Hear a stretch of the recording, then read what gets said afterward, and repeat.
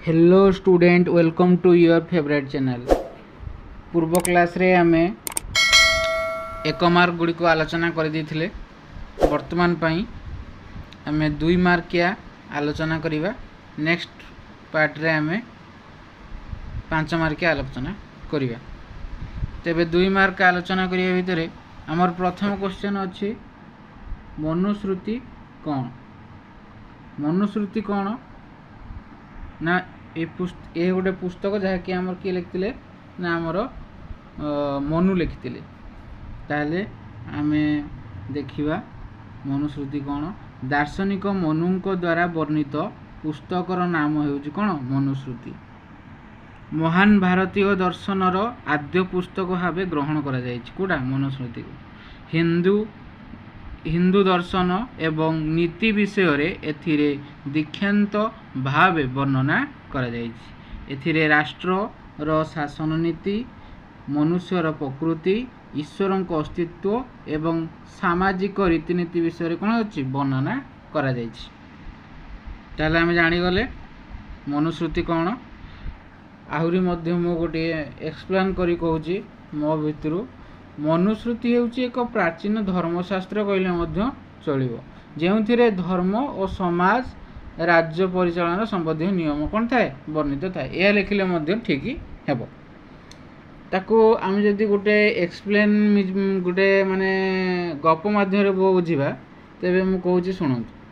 तुमे भाबो जे गोटिए गाँ अछि, सेही गाँ रो बहुत लोक रहउचंती।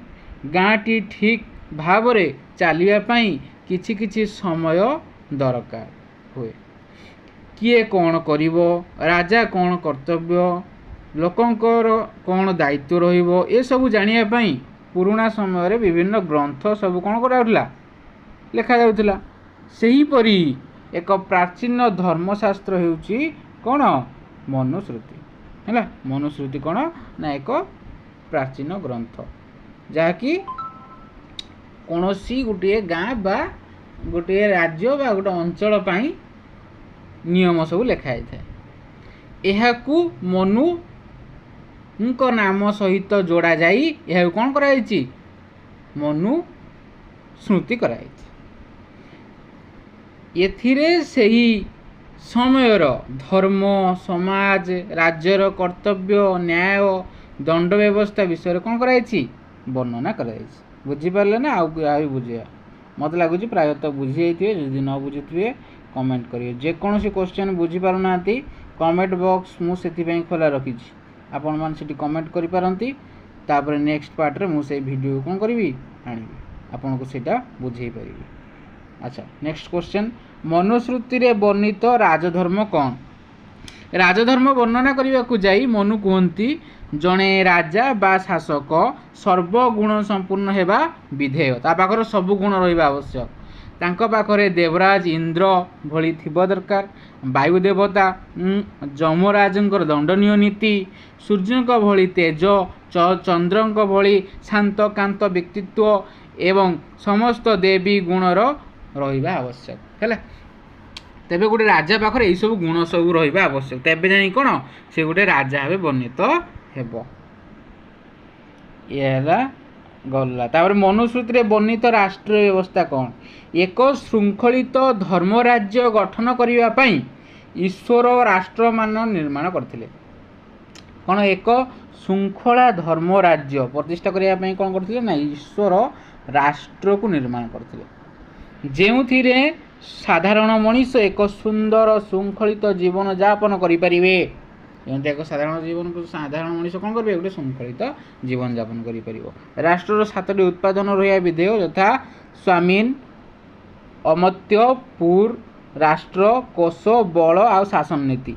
यही 7 गोटी उपादान गोटे राष्ट्र निहाती रहिबा आवश्यक। मनुश्रुति रे वर्णना अछि। ताने मनुक सरकार व्यवस्था केमि थिला। 4 नंबर दार्शनिक मनुक मतरे राजतंत्र शासन व्यवस्था एक उत्कृष्ट शासन व्यवस्था जेउठी एक दक्ष धर्मपरायण राजा शासन करिया को नियोजित होता है। तांको मतरे सरकार जनसाधारण निरापत्ता रक्षा करिबा, ଏବଂ ଆଇନ ଶାସନ ଶୃଙ୍ଖଳା ରକ୍ଷା କରିବା ପାଇଁ ବଦ୍ଧପରିପକ୍ଷ ହେବା ବିଧେୟ। ତାହେଲେ ମନୁଙ୍କ ସରକାରୀ ବ୍ୟବସ୍ଥା କ'ଣ ନା ରାଜତନ୍ତ୍ର ଶାସନ ବ୍ୟବସ୍ଥା ଏକ ଉତ୍କୃଷ୍ଟ ଶାସନ ବ୍ୟବସ୍ଥା ବୋଲି କିଏ କହୁଥିଲେ? ମନୁ କହୁଥିଲେ। ସିଏ ହେଲା ଧର୍ମ ପ୍ରଣୟନ ଅନୁଯାୟୀ କ'ଣ କରନ୍ତି?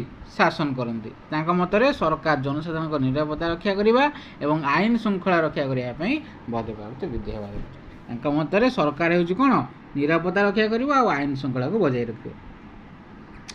ମନୁ ଦର୍ଶନର ଆଇନ ଏବଂ ନ୍ୟାୟ କିପରି ଥିଲା? ରାଜାଙ୍କ ନ୍ୟାୟ ପ୍ରଦାନ କ୍ଷେତ୍ରରେ ଦେବଶାସ୍ତ୍ରର ନୀତି ଅନୁସରଣ କରିବା ବିଧେୟ। ସେ ଶ୍ରେଷ୍ଠ ବ୍ରାହ୍ମଣ ଏବଂ ଦେବଶାସ୍ତ୍ର ନୀତିକୁ ଅନୁସରଣ କରି ଆଇନ ପ୍ରଣୟନ କରିବା ଉଚିତ। ନ୍ୟାୟ ଶାସନ ବ୍ୟବସ୍ଥାରେ ଆଞ୍ଚଳିକ ପ୍ରଥା ଏବଂ ପରମ୍ପରାକୁ ସମ୍ମାନ ପ୍ରଦର୍ଶନ କରିବା ବିଧେୟ। ମନୁଙ୍କର ଦର୍ଶନ ତତ୍ତ୍ୱରେ ଦଣ୍ଡନୀତି କିପରି ଥିଲା? 6 ନମ୍ବର କ୍ୱେଶ୍ଚନ୍। ମନୁଙ୍କ ମତରେ ଦଣ୍ଡନୀତି ସର୍ବଜନୀନ, ନିରପେକ୍ଷ ଏବଂ ଜନହିତୈଷୀ ହେବା ଉଚିତ। ତାହେଲେ ମନୁଙ୍କ ମତରେ ଦଣ୍ଡନୀତି କେମିତି ଥିଲା ନା ସାର୍ବଜନୀନ ଥିବ, ଯେକୌଣସି ଦଣ୍ଡ ଦିଆଯିବ ସାର୍ବଜନୀନ ମତ ନେଇକି ଦିଆଯିବ, ଆଉ ନିରପେକ୍ଷ ଆଉ ଜନହିତୈଷୀ ହେବା ଉଚିତ। ଦଣ୍ଡନୀତି ମଧ୍ୟ ସ୍ୱଚ୍ଛ ହେଲା, ଦଣ୍ଡନୀତି କେন ପୁରା ସ୍ୱଚ୍ଛ ଭାବରେ ହେବା ଉଚିତ, ସତ୍ୟ ଆଧାରରେ ହେବା କଥା ଆଉ ଧର୍ମ ଆଧାରିତ ହେବା ଦରକାର। ଗୋଟେ ଜଣକୁ ଦଣ୍ଡ ଦିଆହେଉଛି ତାହେଲେ ତାକୁ ଏସବୁ ନିୟମ ଅନୁଯାୟୀ ପୁରା ତାଙ୍କର ପୁରା ସ୍ୱଚ୍ଛ, କୌଣସି ଭେଦଭାଦ ରହିବ ନାହିଁ। ଯିଏ ଅପରାଧୀ ତାକୁ ହିଁ ଦଣ୍ଡ ମିଳିବା ଉଚିତ, ଆଉ ସତ୍ୟ ଆଧାରରେ ତାକୁ ପ୍ରମାଣ କରାଯିବ ଯେ ଇଏ ଦଣ୍ଡ ମିଳିବା ଉଚିତ, ତେଣୁ ହେଇକି ତାଙ୍କୁ ଦଣ୍ଡ ଦିଆଯିବ। କୌଣସି ଦୋଷୀକୁ ଦଣ୍ଡ ପ୍ରଦାନ କଲାବେଳେ ରାଜା, ପୁରୋହିତ, ଧର୍ମଯାଜକ ଏବଂ ବିଜ୍ଞାପନ ପରାମର୍ଶ ନେବା ବିଧେୟ। ଯେକୌଣସି ବ୍ୟକ୍ତିଙ୍କୁ କ'ଣ କରାଯିବ? ଦଣ୍ଡ ଦିଆଯିବ। ଯେକୌଣସି ଦୋଷୀକୁ ତା ରାଜାର, ପୁରୋହିତ, ଧର୍ମଯାଜକ ଓ ବିଜ୍ଞ ପଣ୍ଡିତ ପରାମର୍ଶ ନେଇସାରିକି ତାପରେ ତାଙ୍କୁ ଦଣ୍ଡ ଦିଆଯିବ। ସେମିତି ତାଙ୍କୁ କ'ଣ କରାଯିବ? ଦଣ୍ଡ ଦିଆଯିବ ନାହିଁ। ତାହେଲେ ନେକ୍ସଟ, ମନୁଙ୍କ ମତରେ ବର୍ଣ୍ଣାଶ୍ରମ ଧର୍ମ କ'ଣ? ମନୁଙ୍କ ମତରେ ବର୍ଣ୍ଣାଶ୍ରମ ଧର୍ମ ହେଉଛି କର୍ମ ଆଧାରରେ ସାମାଜିକ ସ୍ତରୀକରଣ। ତେଣୁ ବର୍ଣ୍ଣାଶ୍ରମ ଧର୍ମ କ'ଣ ନା କର୍ମ ଆଧାରରେ ସାମାଜିକ ସ୍ତରୀକରଣ। କୌଳିକ ବୁଦ୍ଧି ଆଧାରରେ ବ୍ରାହ୍ମଣ, କ୍ଷତ୍ରିୟ, ବୈଶ୍ୟ, ଶୂଦ୍ର ଏହି 4ଟି ବର୍ଣ୍ଣ ସୃଷ୍ଟି କରାଯାଇଛି। ଏହାକୁ ବର୍ଣ୍ଣାଶ୍ରମ ଧର୍ମ କୁହାଯାଏ। ତାହେଲେ ବର୍ଣ୍ଣାଶ୍ରମ ଧର୍ମ କ'ଣ କୁହାଯାଏ ନା ଆମର 4ଟି ବର୍ଣ୍ଣ ସୃଷ୍ଟି ହୋଇଛି, ଏହାକୁ ବର୍ଣ୍ଣାଶ୍ରମ ଧର୍ମ କୁହାଯାଏ। ଗୋଟେ ହେଲା ବ୍ରାହ୍ମଣ, କ୍ଷତ୍ରିୟ, ବୈଶ୍ୟ, ଶୂଦ୍ର। କେମିତି ମୁଁ ଏଇଟା ଆଗରୁ ବି କହିଛି, ଯାହାକି କ'ଣ ବ୍ରହ୍ମା କୁହାଯାଏ ଯେ ବ୍ରହ୍ମାଙ୍କ ମୁହଁରୁ କିଏ ବାହାରିଥିଲେ? ବ୍ରାହ୍ମଣ ବାହାରିଥିଲେ। ଆଉ ବ୍ରହ୍ମାଙ୍କ କାନ୍ଧରୁ ବାହାରିଥିଲେ କିଏ? କ୍ଷତ୍ରିୟ ବାହାରିଥିଲେ। ଆଉ ବ୍ରହ୍ମାଙ୍କ ଜଙ୍ଘରୁ ବାହାରିଥିଲେ କିଏ? ବୈଶ୍ୟ ବାହାରିଥିଲେ। ଆଉ ବ୍ରହ୍ମାଙ୍କ ପାଦରୁ ବାହାରିଥିଲେ ଶୂଦ୍ର। ଏହିପରି ଭାବରେ ତାହେଲେ ଏହାକୁ କ'ଣ କୁହାଯାଏ? ବର୍ଣ୍ଣାଶ୍ରମ ଧର୍ମ କୁହାଯାଏ। ବ୍ରହ୍ମାଙ୍କ ମୁହଁରୁ ବାହାରିଥିଲେ ତେଣୁ ସେ ବ୍ରାହ୍ମଣ, ବ୍ରହ୍ମାଙ୍କ କାନ୍ଧରୁ ବାହାରିଥିଲା ତେଣୁ ସେ କ'ଣ? କ୍ଷତ୍ରିୟ। ଆଉ ବ୍ରହ୍ମାଙ୍କ ଜଙ୍ଘରୁ ବାହାରିଥିଲେ ତେଣୁ ସେ ବୈଶ୍ୟ, ବ୍ରହ୍ମାଙ୍କ ପାଦରୁ ବାହାରିଥିଲେ ତେଣୁ କ'ଣ? ସେ ଶୂଦ୍ର। ଚାଲ ନେକ୍ସଟ, ମନୁଙ୍କ ମତରେ ଗ୍ରାହସ୍ଥ୍ୟ ଧର୍ମ କ'ଣ? ଦାର୍ଶନିକ ମନୁ ପାରିବାରିକ ଜୀବନରେ ଗ୍ରାହସ୍ଥ୍ୟ ଧର୍ମ ପାଳନ ପାଇଁ ପ୍ରେରଣା ଦେଇଛନ୍ତି।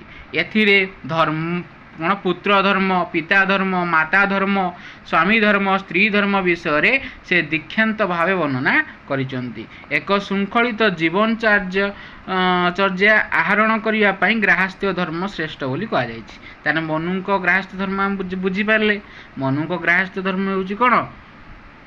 ପୁତ୍ର ଧର୍ମ, ପିତା ଧର୍ମ, ମାତା ଧର୍ମ, ସ୍ୱାମୀ ଧର୍ମ, ସ୍ତ୍ରୀ ଧର୍ମ କ'ଣ ଏ ବିଷୟରେ କ'ଣ କରେ? ବର୍ଣ୍ଣନା କରାଯାଇଛି ଗ୍ରାହସ୍ଥ୍ୟ ଧର୍ମ ବିଷୟରେ। ଏକ ଶୃଙ୍ଖଳିତ ଜୀବନଚର୍ଯ୍ୟା ଆହରଣ କରିବା ପାଇଁ ଗ୍ରାହସ୍ଥ୍ୟ ଧର୍ମ ଶ୍ରେଷ୍ଠ ବୋଲି କୁହାଯାଇଛି। କେମିତି ଏକ ଶୃଙ୍ଖଳିତ ଜୀବନ ଧାରଣ ଆମେ କରିପାରିବା। ତାପରେ ଆସିଲା ମନୁସ୍ମୃତି ଆଧାରରେ ବୈଦେଶିକ ନୀତି କ'ଣ? ମନୁ ତାଙ୍କ ଦର୍ଶନରେ 6 ପ୍ରକାର ବୈଦେଶିକ ନୀତି ବିଷୟରେ ଅବତାରଣା କରିଛନ୍ତି। ରାଷ୍ଟ୍ର ମଧ୍ୟରେ ସମ୍ପର୍କ ସ୍ଥାପନ ପାଇଁ ଶତ୍ରୁ ରାଷ୍ଟ୍ର ଏବଂ ମିତ୍ର ରାଷ୍ଟ୍ର ସହ ଭିନ୍ନ ଆଚରଣ କରିବା ପ୍ରେରଣା ଦେଇଛି। ଯେପରି ଶକ୍ତିଶାଳୀ ରାଷ୍ଟ୍ର ସହିତ ସନ୍ଧି, ସମଭାବପନ୍ନ ରାଷ୍ଟ୍ର ସହିତ ମିତ୍ର ଏବଂ ଦୁର୍ବଳ ରାଷ୍ଟ୍ର ସହିତ ଜୟ କରିବାର ବିଧେୟ ଅଟେ। ताने कौन एक शक्तिशाली राष्ट्र सहित कौन करना आवश्यक संधि करना आवश्यक समभावापन्न राष्ट्र सहित मित्र करने आवश्यक महावना ताहावना सेमती तेणु आम कौन आम भितर मित्र हो भल दुर्बल राष्ट्र को जय करवा जो दुर्बल राष्ट्र को आम जय करदे आम साम्राज्य मिसेदवा यही कौन मनुस्मृति आधार वैदेशिक नीति वर्णना कराई। मनुक मतरे राजतंत्र व्यवस्था कौन मनुक मतरे राजतंत्र व्यवस्था कौन ना मनुक मतरे ईश्वरंक द्वारा राष्ट्र एवं शासक गोष्ठी सृष्टि करछन्ति मनुक मतरे कौन ना ईश्वरंक द्वारा राष्ट्र एवं शासन गोष्ठी सृष्टि होइछि। एक विशृंखलित व्यवस्था को श्रृंखलित करिवा पई राष्ट्रंक द्वारा प्रेरित दक्ष शासन को राज्य शासन कहा जाय।